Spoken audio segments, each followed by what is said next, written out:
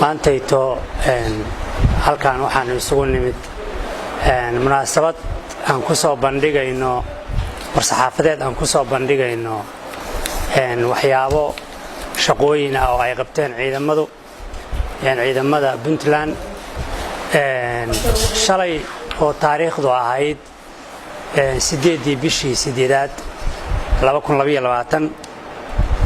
ciidamada ammaanku ee gobolka Mudug gaar ahaan degmada Galdogob waxay qabteen qaraxyo oo siday gaari dhayna ah gaarigaas oo ka yimid koonfurta Soomaaliya wuxuu waday qaraxyo qalabka laga sameeyay qaraxyada fiisiyo bateriyo remoodiyo fiilooyin iyo waxyaabo badan qalab dadka khibradda u leh oo aqoonta u leh qaraxyada markii ay arkeen ay sheegeen ilaa 150 qarax in laga sameyn karo taa macnaheedu waxa weeye 150 qarax in la sameeyo waxay noqonaysaa waa gumaad ummadda Soomaaliyeed laga galayo iyo jariimo marka ilaahay mahadiis waxaan ku guuleysanay qaraxa qabashadiisa taasina waxay ka dambeysay kormeero iyo baraarujin ciidamada lagu sameeyay toddobaadkii hore oo xuduudaas Galdogob ilaa iyo aan ku tagnay oo social media laga helayo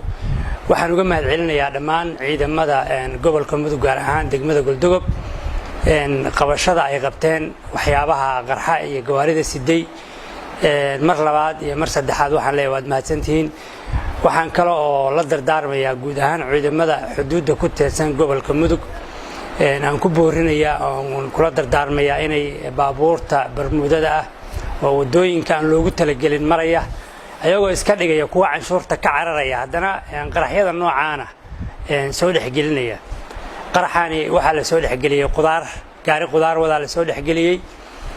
waxaana la mariyay wado aan laamiga ahayn oo ka leexsan oo wado hadii ay ku rooyaan raf ah taa macnaheedu waxa weeye in meel kasta ay naga soo gali karaan sidaas daraadeed ciidamada waxa horeyna amarkaas u bixiyay saraakiisha ciidamada aniguna hadda waxaan ku boorinayaa ilaalinta xuduudaha Puntland gaar ahaan gobolka Mudug in xoog la saaro ummadda Soomaaliyeed in loo turo lama rabo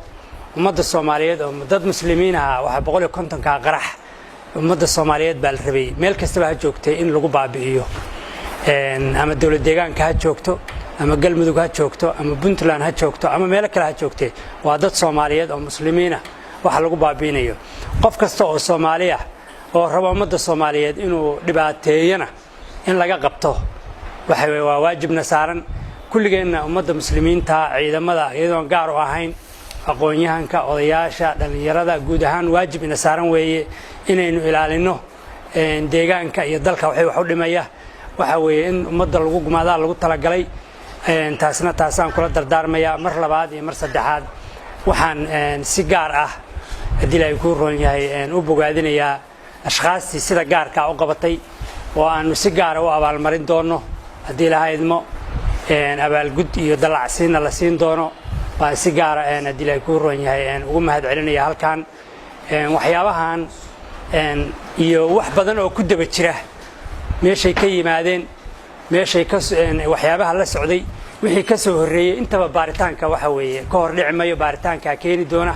ciidamada ammaanka iyo laamaha baaritaanka bay u taalaa insha Allah taala dadkana waxaan rajaynayaa inay gacan ugu siiyaan mar hadii aan soo bandhignay waxyaabaha noocaan ah